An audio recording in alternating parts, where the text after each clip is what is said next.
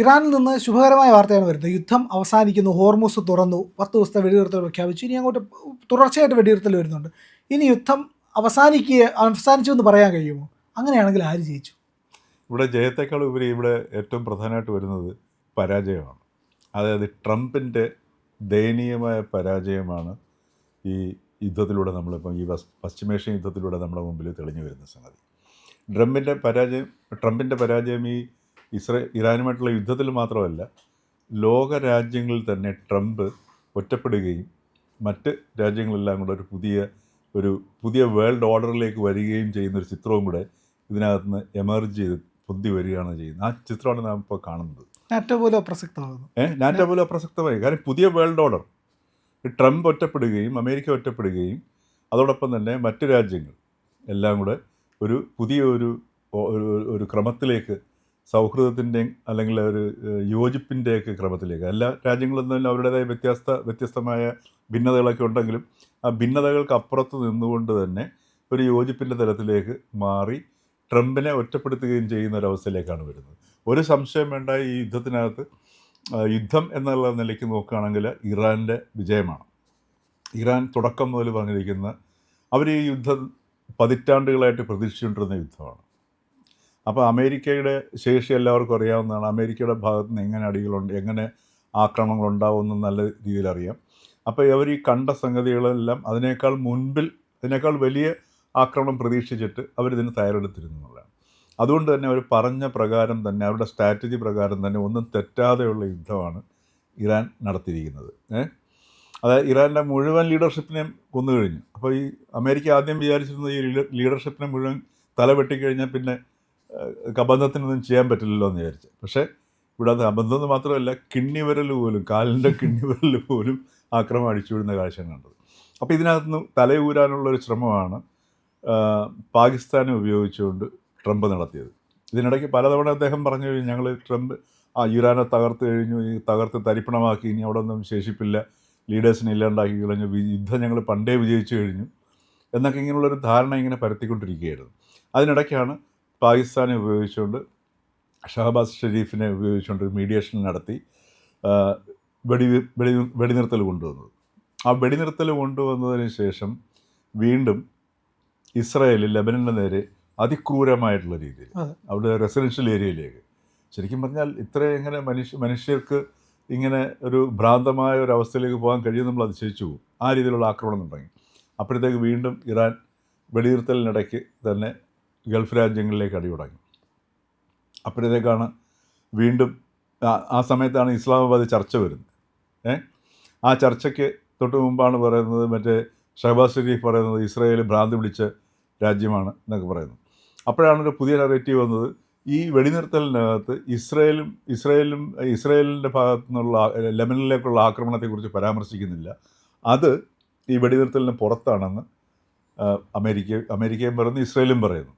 Iran പറഞ്ഞു അല്ല, ഇത് പശ്ചിമേഷ്യയിലെ മുഴുവൻ വെടിനിർത്തലിനെ ഉദ്ദേശിച്ചുകൊണ്ടാണ് ഈ ഒരു കരാറിലേക്ക് പോയിരിക്കുന്നത്, അതല്ലെങ്കിൽ ഞങ്ങൾക്ക് സ്വീകാര്യമല്ല. വളരെ വ്യക്തമായിരുന്നു, ഇറാൻ്റെ ഓരോ നിലപാടുകളും വളരെ വ്യക്തമായിരുന്നു.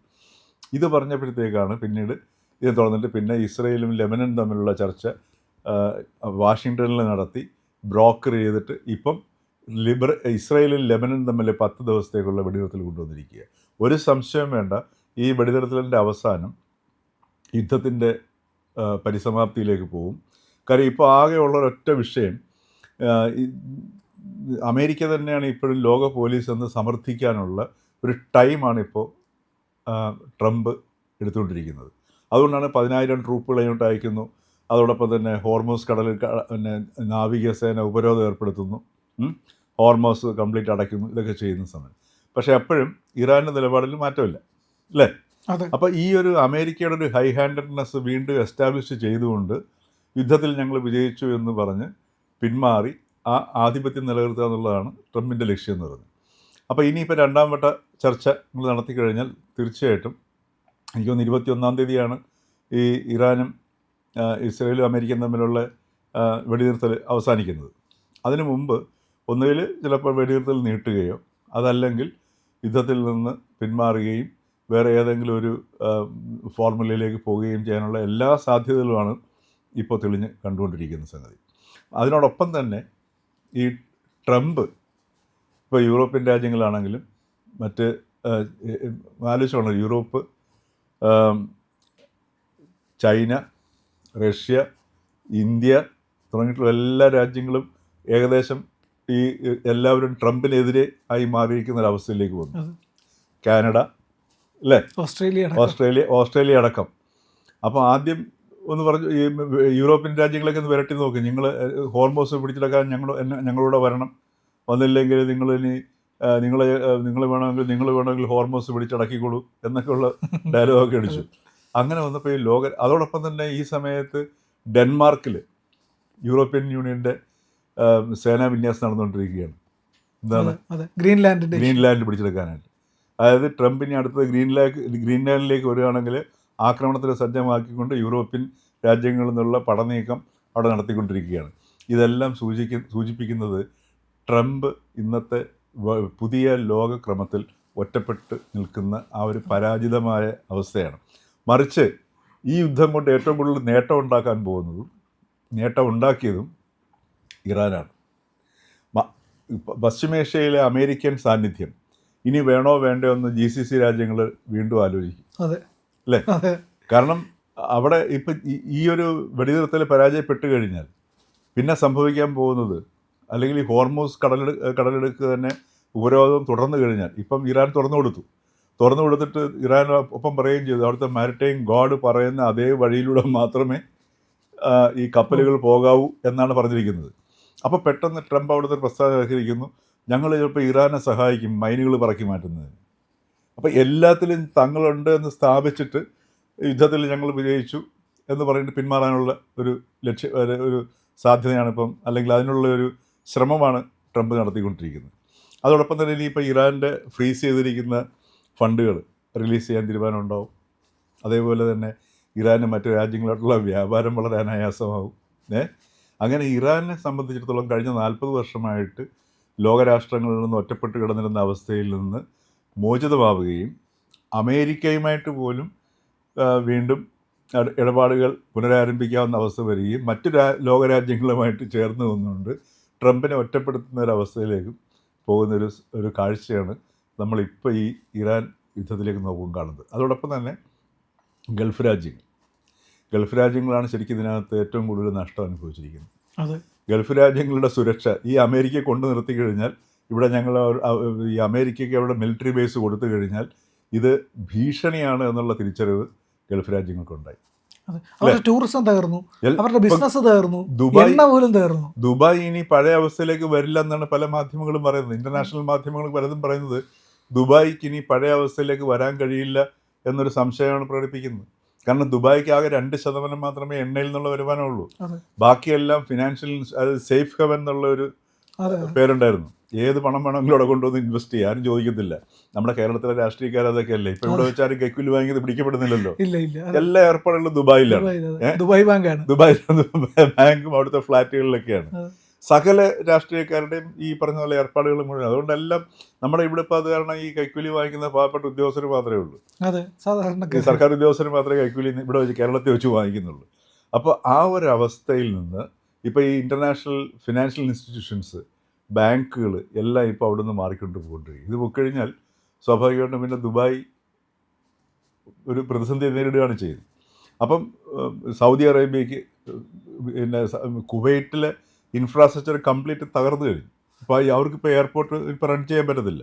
ഇപ്പോൾ ദമാമിൽ നിന്നാണ് ഇപ്പോൾ പിന്നെ കുവൈറ്റിൽ നിന്നുള്ള യാത്രക്കാർ പോവുകയും വരികയൊക്കെ ചെയ്ത് ദമാമിൽ നിന്ന്, അതായത് സൗദി അറേബ്യയിലേക്ക് എത്തിയിട്ട് വേണം അവിടെ നിന്ന് അതുവഴിയേ വിമാനയാത്ര സാധ്യമാകുന്നത്. അപ്പോൾ കുവൈറ്റിൻ്റെ എയർപോർട്ട് മുഴുവൻ ഇനി പുനർനിർമ്മിക്കണം, ഓയിൽ ടാങ്കുകൾ പുനർനിർമ്മിക്കണം. അതുപോലെ അവിടുത്തെ ഡീസാലിനേഷൻ പ്ലാന്റിന് കാര്യമായ കേടുകൾ പറ്റിയിട്ടുണ്ടെന്നൊക്കെയാണ് പറയുന്നത്. അപ്പോൾ അതുപോലെ ഗൾഫ് രാജ്യങ്ങൾ മുഴുവൻ അമേരിക്കയുടെ ഈ സാന്നിധ്യം കൊണ്ട് അവർക്ക് സുരക്ഷയല്ല കിട്ടിയത്, അവർക്ക് വല്ലാത്ത നാശവും ഭാവിയിലേക്ക് വരെ ബാധിക്കുന്ന രീതിയിലുള്ള നാശം ഉണ്ടായി. അപ്പോൾ ഇനി രണ്ടാമത് ഗൾഫ് രാജ്യങ്ങൾ ആലോചിക്കും, അമേരിക്ക ഇവിടെ അവർക്ക് മിലിറ്ററി ബേസ് കൊടുത്തു കഴിഞ്ഞാൽ അവർക്ക് അതിനുള്ള ചിലവും നമ്മൾ വഹിക്കേണ്ടി വരും. അതോടൊപ്പം തന്നെ സുരക്ഷ ഇല്ലാതാവുകയും ചെയ്യുന്ന അവസ്ഥ വരും, അല്ലേ? അപ്പോൾ ഈ ഒരു തിരിച്ചറിവിലേക്ക് വരുന്നു. അതോടൊപ്പം തന്നെ ചൈനയും റഷ്യയും, ഇതിൻ്റെ പിന്നിൽ ചൈന വളരെ സമർത്ഥമായിട്ട് ഇതിനകത്ത് കളിച്ചു എന്നുള്ള കളി നമുക്ക് കാണാൻ കഴിയും. ഇറാൻ്റെ പിന്നിൽ അതെ അതെ ഇറാൻ്റെ പിന്നിൽ വളരെ സൂക്ഷ്മമായിട്ട്, കാരണം ഈ സമയം മുഴുവനും ഇറാനിൽ നിന്നുള്ള എണ്ണ പോയിക്കൊണ്ടിരുന്നത് ചൈനയിലേക്കാണ് അല്ലേ? അതെ അപ്പോൾ ചൈനയാണ് യഥാർത്ഥത്തിൽ ഈ ഇറാൻ്റെ യുദ്ധത്തെ നിലനിർത്തിയിരുന്നത്. അത് അവസാനം ട്രംപ് പറയുകയും ചെയ്തു, അതെ ചൈനയുടെ ഷിപ്മെന്റുകളാണ് ആയുധങ്ങൾ കൊടുത്തത്. അത് കൊടുക്കുന്നുള്ള സാധനം. അപ്പോൾ അതിമനോഹരമായിട്ട് ചൈന ഈ യുദ്ധത്തിൽ ഏർപ്പെടാതിരുന്ന് യഥാർത്ഥത്തിൽ ചൈനയാണ് ഇതിൻ്റെ പിന്നിൽ നിന്ന് കളിച്ചത് നമുക്ക് ശരിക്കും കാണാൻ കഴിയും. ഒപ്പം റഷ്യയും ഉണ്ട്. അതെ അപ്പം വളരെ മനോഹരമായിട്ട് ആയുധങ്ങളില്ലാതെ ഇന്ത്യയും അത് ഒരു പരിധി വരെ അതെ തീർച്ചയായിട്ടും അരിയും ഗോതമ്പും മെഡിസിനും എല്ലാം കൊടുത്തു വിട്ടു. മാത്രമല്ല അത് നമുക്കും ആവശ്യമാണ്. അതെ മാത്രമല്ല ഇവിടെ നോക്കണം, ട്രംപ് ആ ഒറ്റപ്പെട്ട ഒരു അവസ്ഥയിലേക്ക് അയച്ചു പോകണം. അതുകൊണ്ട് തന്നെയാണ് ഇന്ത്യ ഒരു മീഡിയേഷന് പോകാറുന്നത്. അതെ കാര്യം ട്രംപിൻ്റെ അടുത്ത് ആർക്കും മീഡിയേഷന് പോകാൻ പറ്റത്തില്ല. സാമാന്യ ബുദ്ധിയുള്ളവരും ട്രംപുമായിട്ടൊരു മീഡിയേഷന് പോകില്ല. കാരണം വാക്കിന് വിലയില്ലാത്ത വ്യക്തിയാണ്. അതെ അതെ വിടുവായനാണ്. മനസ്സിലായില്ലേ? അപ്പോൾ അതുകൊണ്ടാണ് ഇന്ത്യ ഈ ഇറാനുമായിട്ട് നല്ല ബന്ധമുണ്ട്. ആ ബന്ധം വേണമെങ്കിൽ ഉപയോഗിച്ചിട്ട് വേണമെങ്കിൽ ഒരു മീഡിയേഷന് പോകാം. പക്ഷേ പൊയ്ക്കഴിഞ്ഞാൽ അത് ഇന്ത്യക്ക് ദോഷം ചെയ്യും. അപ്പോൾ അതുകൊണ്ടാണ് അതിന് പാകിസ്ഥാൻ മാറിയതുപോലെ ഇന്ത്യ മാറേണ്ടി വരും. അപ്പോൾ ഇങ്ങനെയുള്ളൊരു സാഹചര്യം ഇത് ഈ ഒരു പുതിയ വേൾഡ് ഓർഡറിലേക്ക് വന്നുകൊണ്ടിരിക്കുകയാണ്. ഇറാൻ ഇസ്രായേൽ US വാറ് അവസാനിക്കാനും പോകുന്നു. ലോകം പുതിയൊരു ക്രമത്തിലേക്ക് വരികയും ചെയ്തുകൊണ്ടിരിക്കുന്നു. ഇതിനകത്ത് ഏറ്റവും പ്രധാന അമേരിക്കയുടെ പരാജയവും അതോടൊപ്പം തന്നെ ഇറാൻ്റെ വിജയവും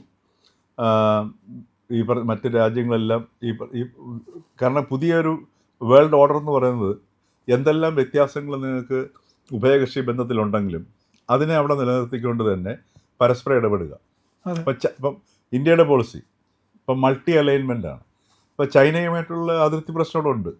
ആ പ്രശ്നം അവിടെ നിർത്തിക്കൊണ്ട് തന്നെ ബാക്കിയുള്ള മേഖലകളിലെല്ലാം സഹകരണം നടത്തുക. അപ്പോൾ ആ ഒരു പുതിയൊരു വേൾഡ് ഓർഡറിലേക്കാണ് ലോകം പോകുന്നത്. ആ വേൾഡ് ഓർഡറിലേക്ക് ഇപ്പോൾ യൂറോപ്പ് വരുന്നു, ഓസ്ട്രേലിയ വരുന്നു, കാനഡ വരുന്നു. അതോടൊപ്പം തന്നെ ഇപ്പം ഈ ഇത് മറ്റേ എന്താണ് നമ്മുടെ ബ്രിക്സ് രാജ്യങ്ങൾ വരുന്നു അല്ലേ? അപ്പോൾ ഇങ്ങനെ വരുന്ന സമയത്ത് ഈ പറഞ്ഞ പോലെ ഈ മേഖല എന്ന് പറയുന്നത് എണ്ണയുടെ മേഖലയുമാണ്. അപ്പോൾ അങ്ങനെ ഒരു പുതിയൊരു വേൾഡ്, ഒരു പുതിയ ലോകക്രമത്തിലേക്ക് വരികയും അമേരിക്ക ആ ക്രമത്തിനകത്ത് നിന്ന് പുറത്തു പോവുകയും പുറത്ത് നിൽക്കുകയും ചെയ്യുന്ന ഒരു കാഴ്ചയാണ് നമ്മളിപ്പോൾ നിലവിൽ കണ്ടുകൊണ്ടിരിക്കുന്നത്. ഇതൊന്നും നമുക്ക് പൂർണ്ണമായിട്ട് പറയാൻ പറ്റത്തില്ല. കാര്യം ഏത് നിമിഷവും മാറി മറിഞ്ഞുകൊണ്ടിരിക്കുന്ന ഒരു ലോകക്രമത്തിലൂടെയാണ് നമ്മളിപ്പം സഞ്ചരിച്ചുകൊണ്ട് പോയിക്കൊണ്ടിരിക്കുന്നത്.